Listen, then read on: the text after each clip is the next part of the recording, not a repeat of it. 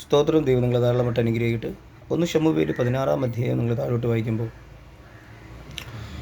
അഭിഷേക തൈലം വീണ ദാവീദിനെ കാണാൻ പറ്റും. സ്തോത്രം. അവിടെ പറയുന്ന ശകുലിൻ്റെ മേൽ ദുരാത്മാവ് വരുമ്പോൾ ദാവീദിൻ്റെ കിന്നരം വായിച്ചാൽ മാത്രമേ ആ ദുരാത്മാവ് അവിടെ നിന്ന് പോകത്തുള്ളൂ എന്ന് പറയുന്നു. അപ്പോൾ ദാവീദ് ആട് മേച്ചുകൊണ്ട് നിന്നപ്പോഴൊന്നും ഈ അഭിഷേകം വന്നിട്ടില്ല. പക്ഷെ ഹൃദയം നുറുങ്ങുമ്പോഴെല്ലാം താൻ കിന്നരമെടുത്ത് ദൈവത്തെ മഹത്വപ്പെടുത്തും.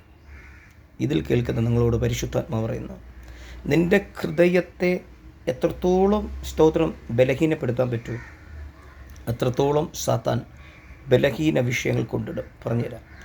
അഭിഷേകം പ്രാപിച്ച് ഗോലിയാത്തിൻ്റെ മുമ്പിൽ നിൽക്കുമ്പോൾ, ഞാൻ കഴിഞ്ഞ പ്രാവശ്യം ഇത് പറഞ്ഞതാണ് ആ ചെറിയൊരു എപ്പിസോഡിൽ, ദാവീദിൻ്റെ മുഖത്ത് നോക്കി ഈ ഗോലിയാത്ത് ശാപവാക്കുകളാണ് സംസാരിക്കുന്നത്. സ്തോത്രം.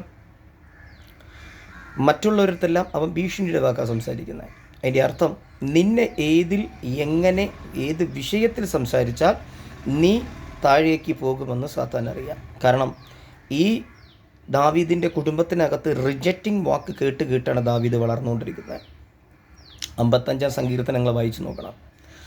സ്തോത്രം. അതിനകത്ത് വ്യക്തമായിട്ട് ഒത്തിരി കാര്യങ്ങൾ പറയുന്നുണ്ട് ദാവീദിൻ്റെ.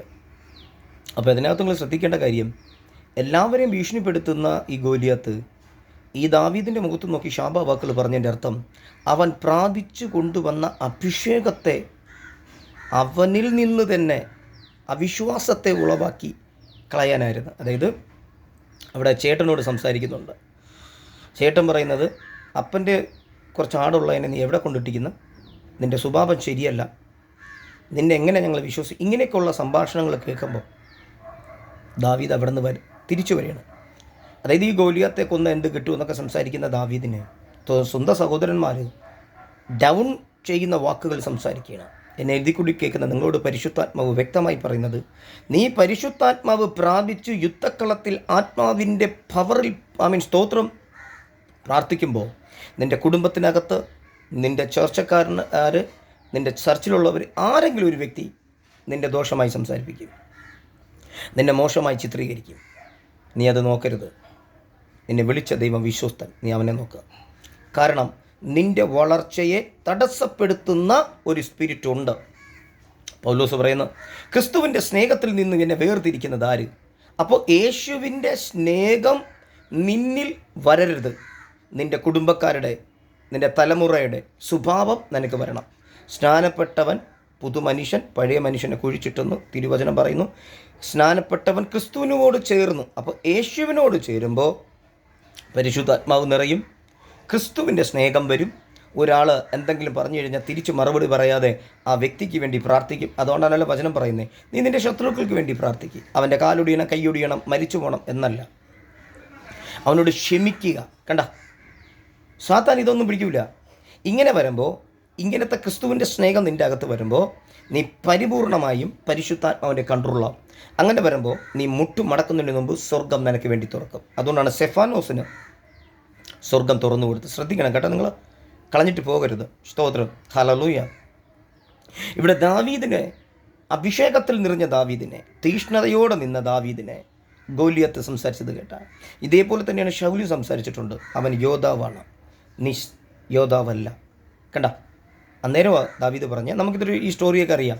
ഞാൻ അപ്പൻ്റെ ആടുകളെ മേച്ചുകൊണ്ട് നിന്നപ്പോൾ ഒരു സിംഹം വന്ന്, കരടി വന്ന് ആടുകളെ പിടിച്ചു. അവരുടെ കയ്യിൽ നിന്ന് എന്നെ രക്ഷപ്പെടുത്തിയൊരു ദൈവമുണ്ട്. കണ്ട, അപ്പോൾ സ്വന്തമായിട്ടല്ല ദാവീദ് അവിടെ സംസാരിക്കുന്നത്. താൻ റിജക്റ്റിനകത്തു നിന്ന്, അനുഭവിച്ച വേദനയ്ക്കകത്തു നിന്ന് പരിശുദ്ധാത്മാവ് കൊടുത്ത ധൈര്യവും വാക്കും കൊണ്ടാണ് സ്തോത്രം ദാവീദ് നടക്കുന്നത്. ഷിക്ലാദ് കത്തിച്ച് നശിപ്പിച്ചു. ദാവീദ് എന്താ പറഞ്ഞേ? യഫോത്ത് കൊണ്ടുപോവാ. കണ്ട, എല്ലാവരും ദാവീദിനെതിരായി തിരിഞ്ഞ്, പക്ഷെ ദാവീദ് ദൈവത്തെ നോക്കി. ഇതിൽ കേൾക്കുന്ന നിങ്ങളോട് പരിശുദ്ധാത്മ പറയുന്നു, നീ പ്രാപിച്ചെടുത്ത അഭിഷേകത്തെ സ്തോത്രം നിന്നിൽ നിന്ന് അകത്തി മാറ്റാൻ നിൻ്റെ മറഞ്ഞു കിടക്കുന്ന ഏതോ ഒരു വീക്ക്നെസ്സിൽ സാത്താൻ പ്ലാൻ വയ്ക്കുന്നുണ്ട്. നീ അത് ജയിക്ക്. പരിശുദ്ധാത്മാവിനാൽ നിറയെ. എന്തു വന്നാലും നിന്നെ വിളിച്ച ദൈവം നിന്നെ കൈവിടത്തില്ല. നിൻ്റെ ചർച്ച് വളരും. പാസ്റ്റേഴ്സ്, വിശ്വാസികളെ പ്രാർത്ഥിക്കേ, മടുത്തു പോകരുത്, ഉണർന്ന് പ്രാർത്ഥിക്കേ.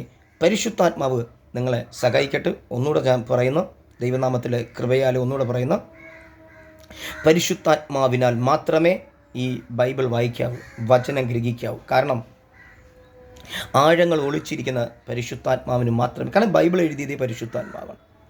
പരിശുദ്ധാത്മാവിൻ്റെ ഗൈഡിങ്സ് കൊടുത്തുകൊണ്ടാണ് ഓരോരുത്തരത് എഴുതിയത്. സ്തോത്രം, ഹല്ലേലൂയ. ശ്രദ്ധിക്കുക, ആത്മാവിൽ ജയിക്കാൻ പഠിക്കുക. ഇനി തൊട്ട് യുദ്ധങ്ങളെല്ലാം ആത്മാവിലാണ്, ഡയറക്റ്റ് ഇല്ല. പരിശുദ്ധാത്മാവ് നിനക്ക് പറഞ്ഞു തരും, നീ അത് ശ്രദ്ധ വെച്ച് കേൾക്കുക. ഇവിടെ ശ്രദ്ധിക്കുക, ദാവീദിനെ നന്നായി അവർ ഇൻസൾട്ട് ചെയ്യുന്നുണ്ട്. ഇതൊന്നും ദാവീദ് എന്ത് ചെയ്യുന്നില്ല, കേൾക്കുന്നില്ല. സഹോദരന്മാർ അവർക്ക് പിന്നെ അതേ അറിയാവൂ. സ്തോത്രം, ഇതൊന്നും കേൾക്കുന്നില്ല. കർത്താവ് അവൻ്റെ അകത്ത് സംസാരിക്കുന്നത് അവൻ കേട്ടുകൊണ്ടിരിക്കുന്നതാണ്. ഹല്ലേലൂയ, സ്തോത്രം.